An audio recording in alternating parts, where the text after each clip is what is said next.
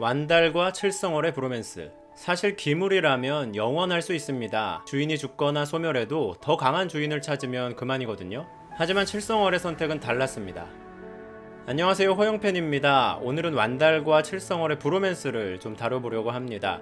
저의 뇌피셜이 포함되어 있고 제가 보는 시점이 여러분과 다를 수 있다는 점 양해 부탁드리겠습니다.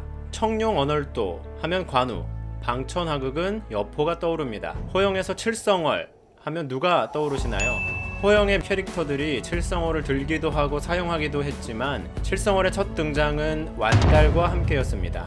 이때까지만 해도 그냥 완달이 사용하는 무기인 줄 알았고 선대흰산의 주인들의 포스를 느끼느라 칠성월에게는 눈이 별로 가지 않았습니다.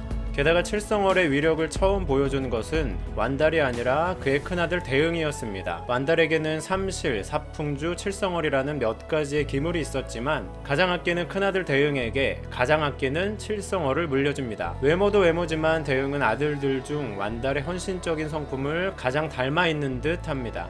라오허와의 싸움에서 동생 하마에게 나라도 왔을 것이다, 내가 잘못되거든 너라도 그 힘을 챙겨라 라고 말하는 듬직한 큰형이었습니다. 대응은 칠성월로 라오허를 거의 잡을 뻔하기도 합니다. 이때 칠성월의 주인이 전투에서 칠성월을 활용하는 방법이 나타나는데 기본적으로 칠성월은 피를 흡수해서 힘을 채우고 일반적인 근거리 무기인 도끼의 특성과는 달리 날아가서 원거리의 적을 정확하게 타격하기도 합니다. 작중에서 완달이 칠성월을 제대로 처음 사용한 것은 흑룡과의 싸움에서였습니다. 그리고 칠성월은 완달이 흑룡을 잡을 때 사용한 무기로 칭송받습니다. 하지만 실제 이 싸움에서 대응이 보여줬던 칠성월의 피를 채운다거나 기를 모으는 등의 장면은 없었고 오히려 이 싸움에서는 칠성월보다 삼실의 역할이 크게 돋보이기까지 합니다. 아직 칠성월의 진정한 주인 완달이 사용하는 제대로 된 칠성월의 힘이 보이지 않고 있습니다.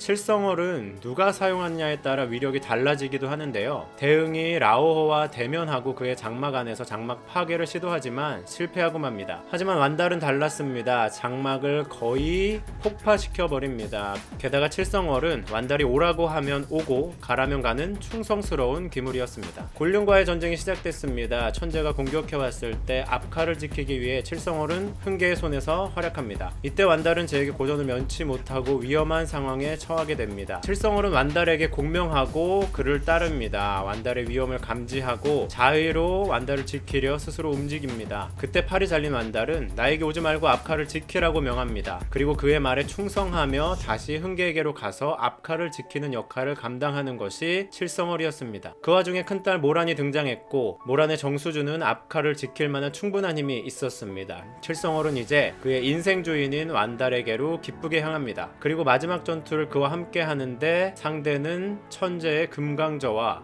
융합한제였습니다. 사실 기물이라면 영원할 수 있습니다. 주인이 죽거나 소멸해도 더 강한 주인을 찾으면 그만입니다. 흑룡의 사풍주가 완달 그리고 하마에게 그리고 사풍주를 간절하게 원하는 라오어도 있습니다. 그러니 주인을 바꿔가며 영원할 수 있습니다. 특히 자아가 있는 기물이라면 선택의 폭이 더 넓어질 수도 있을 것 같습니다. 하지만 칠성월의 선택은 달랐습니다. 칠성월의 마지막은 처절했습니다. 토백의 피를 전부 흡수했다 하여도 흰산의 영역 밖에서 그의 힘을 쓰지 않는 완달로부터 날아가 광배를 타격하니 자신도 타격이 있었을 것입니다. 그 지친 상황에서 공격당하는 완달을 구하기 위해 말 그대로 전력을 다해 융합한 제에게로 향합니다. 주인을 바꾸면 영원할 수 있지만 그런 식으로 살아남지 않기로 결단합니다. 마치 51화에서 완달이 과업을 위해 결단하는 것처럼요. 그 모습을 본 적장제는 칠성월에게 이렇게 이야기합니다. 주인을 닮았구나. 제가 생각할 때 칠성월은 관우의 청룡 언월도보다는 관우가 죽고 스스로 먹지 않고 죽음을 택했던 적토마에 더 가깝지 않았을까 생각됩니다. 천재에 의해 산산조각난 칠성월은 영원히 완달의 무기로 기억될 것 같습니다. 부서진 금강저가 일영의 손에 있었던 것처럼 부서진 칠성월도 누군가가 다시 사용해서 다시 하늘을 나는 모습을 저는 보고 싶습니다. 호영팬의 리뷰 플러스는 계속됩니다. 구독과 좋아요, 알림 설정 부탁드립니다. 이상규 만세!